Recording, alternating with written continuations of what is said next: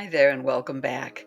If you're new here, I'm Ray, and I'm so glad you found your way into this space where we champion play, movement, and meaningful learning in early childhood. Today, we're diving into an issue that's been echoing through classrooms, staff meetings, and parent conferences: the play versus academics debate. Whether it's kindergarten readiness checklists, early literacy benchmarks, or well meaning caregivers worried about their child's future, the push for academics can seem relentless. And if you're an educator who believes in play, it feels like you're constantly defending something that should be obvious.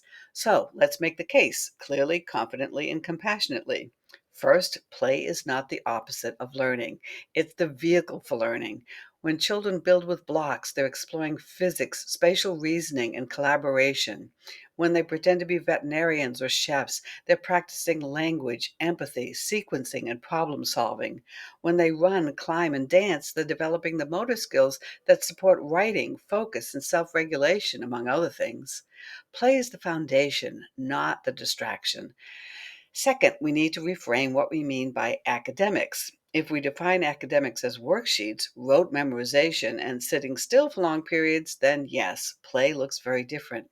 But if we define academics as building the skills children need to thrive as readers, thinkers, and community members, then play is not only relevant, it's essential. Children learn best when they're engaged, when they feel safe, and when they have agency. Play provides all of that. It's not just developmentally appropriate, it's neurologically necessary. And here's the kicker: the research backs us up. Decades of studies show that play based environments support stronger executive function, better long term academic outcomes, and healthier emotional development. We're not guessing. We're not being idealistic, we're being evidence based. Now, I know that advocating for play can feel exhausting, especially when you're facing curriculum mandates, assessment demands, or skeptical families. So here's what I want you to remember: you don't have to choose between play and academics. You can integrate both. You can narrate the learning that's happening through play. You can invite families into the process. You can document growth in ways that honor children's curiosity and competence. And you can stand firm in your expertise.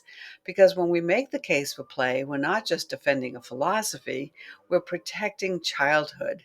We're saying that joy, movement, and imagination are not luxuries, they're rights.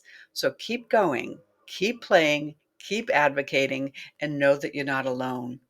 If this resonated with you, I'd love for you to share it with a fellow educator, leave a comment, or tell me how you're making the case for play in your own community.